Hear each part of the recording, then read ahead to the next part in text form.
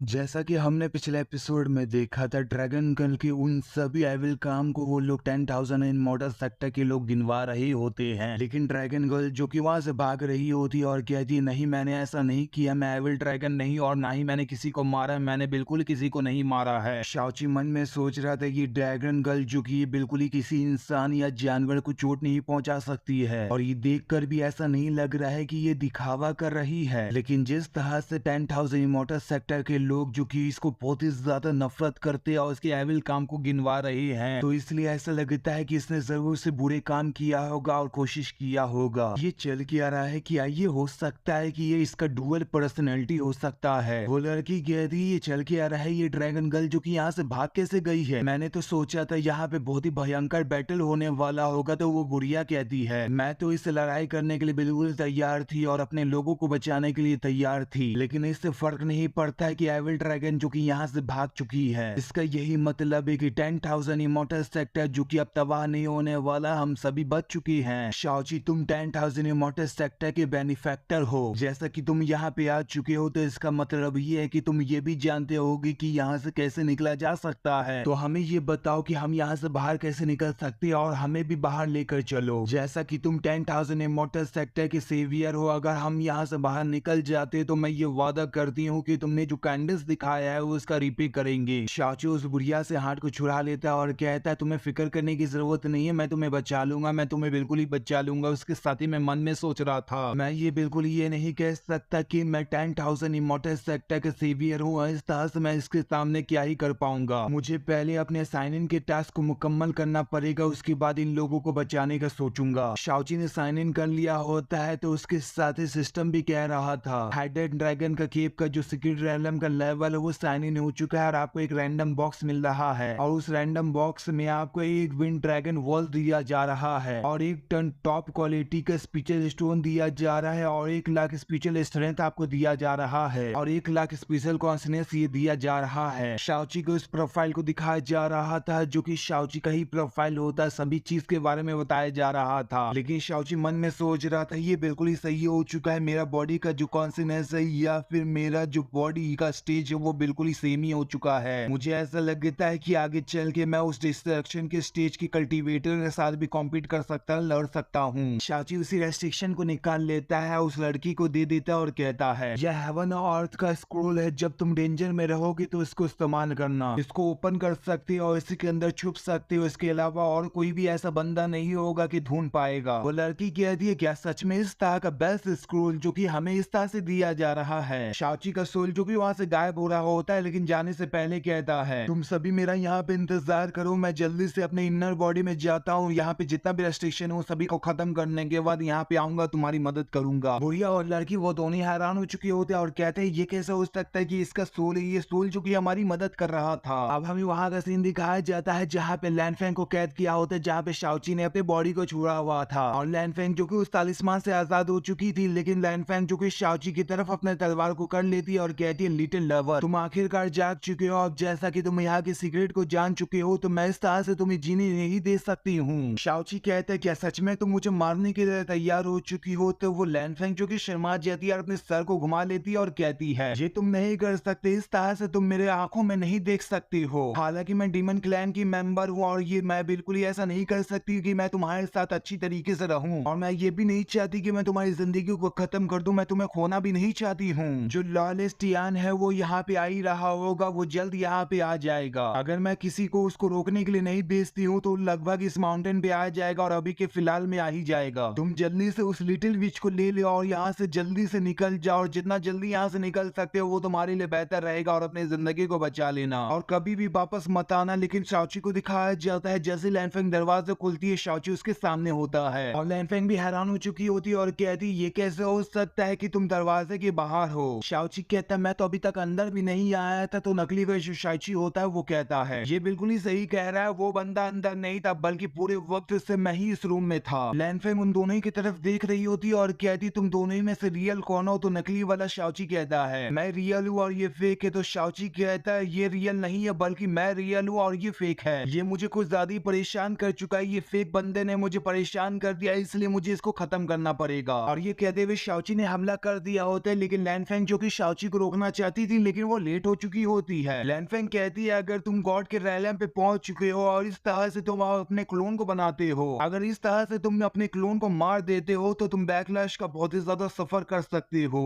शाओची कहता है ये मेरा डायन इमॉर्टल आर्ट का रिइंकार्नेशन है जो कि मैंने उसको इस्तेमाल किया था। जो डिवाइन ट्रांसफॉर्मेशन स्टेज पे लोग होते हैं वो सिर्फ एक ही क्लोन को बना सकते हैं, लेकिन इस इनकारनेशन के पास इतनी ताकत है कि वो 3000 क्लोन को बना सकता है। मौत और जख्म जो कि इस रियल बॉडी से बिल्कुल ही लेना देना नहीं है, उससे इन्वॉल्व भी नहीं होता है, लेकिन आगे चल के ये बहुत ही ज्यादा अपॉर्चुनिटी को ला सकता है और प्रैक्टिस को दे सकता है। अब तुम ये समझ चुकी होगी कि अभी भी तुम मुझे मार पाओगी या फिर नहीं मार पाओगी। क्या तुम्हें सच में ऐसा लगेगा कि तुम मुझे मार सकती हो? लैनफेंग मन में सोच रही थी नसीब से मैंने अपने आप को काबू कर लिया था और मेरा कोई भी मर्डरस इंटेंशन नहीं था। अगर उस वक्त अगर मर्डरस इंटेंट उसके सामने होता तो लगभग वो मुझे मार डालता। जितने भी लोग हैं वो सभी इसको लिटिल गोल्डन एलिजर का कल्टीवेटर कहते हैं और यही सोचते हैं, लेकिन इसने नेशन सोल के कल्टीवेटर को जो कि डाउनटाउन सिटी में मार डाला है और इसने ज्यादा अपने ताकत को भी नहीं लगाया। मैं ये नहीं जान पा रही हूँ कि ये कौन से स्टेट में होगा, कि असराइलम पे होगा, मैं ये बिल्कुल ही जान नहीं पा रही हूँ। लैनफेंग कहती है शाओची तुम जा कहाँ रहे हो? तो शाओची कहता है मुझे 10,000 इमोर्टल सेक्टर में जाना है जो कि ओशियन पैविलियन ने जिसको कैद किया है उसको आजाद करना, उन सभी मेंबर को आजाद करना है। लैनफेंग कहती है इस तरह से तुम लापरवाहों की तरह हरकत नहीं कर सकते हो। हालांकि लॉलेस स्काई जो कि यहाँ पे नहीं है, लेकिन वुफेंग भी बहुत ही ज्यादा स्ट्रॉन्ग है और वो सिंपल भी नहीं कहलाएगा। वो अच्छी तरीके से ये जानता है कि बिस्ट को कैसे कंट्रोल किया जा सकता है, इसलिए हमें प्लानिंग बनाना होगा और थोड़ा लंबा वक्त लेना पड़ेगा। क्यों ना हम एक बैंक्वेट को तैयार करते हैं और वो जब ऑफ गार्ड रहेगा उसी वक्त हम उसको पकड़ लेंगे। इससे पहले मैं बिल्कुल इसके बारे में नहीं जानती थी कि यहाँ का हालात के बारे में क्या चल रहा था, उसके बारे में ठीक से नहीं पता था, लेकिन अभी के लिए बिल्कुल ही क्लियर हो चुका है, तो मुझे डरना ही क्यों चाहिए? इसके बारे में मुझे डरना ही नहीं है। वो दोनों ही जो कि रूम से बाहर निकल चुके होते, लेकिन लियो शुआंग वहीं पे मौजूद होती है और कहती है सर मुझे आपकी मदद करने दीजिए। वो तीनों ही जो कि एक जगह पे आ चुके होते हैं, लेकिन हमें 4 बंदे को दिखाया जाता है। उसमें से जो बीच वाला बंदा होता है, जो मेन बंदा होता है, वो कहता है जो प्रोटेक्टर वुफेंग है उन्होंने हमें ये ऑर्डर दिया है कि अंदर कोई भी नहीं जा सकता, यहाँ तक कि कोई भी कदम भी नहीं रख सकता है, इसलिए हम लोग तुम्हें यहाँ से अंदर नहीं जाने दे सकते। तो शाओची ने एक हमला कर दिया होता, उन चारों को एक ही बार में मार दिया होता है। शाओची जो कि जंप करते हुए आगे बढ़ चुका होता है, लेकिन लैनफेंग जो कि शाओची पे कुछ ज्यादा ही फिदा हो चुकी होती है और कहती है जैसा कि मुझे अपने आदमी से उम्मीद था जिसे मैं पसंद करती हूँ, वो सच में बहुत ही ज्यादा डोमिनेटिंग है और बहुत ही ज्यादा घमंडी है। लियो शुआन कहती है जो लॉर्ड शाओची है वो बहुत ही ज्यादा हैंडसम है। हमें हाइडन ड्रैगन के केव का सीन दिखाया जाता है। तीनों ही लोग जो कि फ्लाई करने के बाद वहाँ पे आ चुके होते हैं। जो वुफेंग है वो आदमी होता है, वो कहता है ये काफी,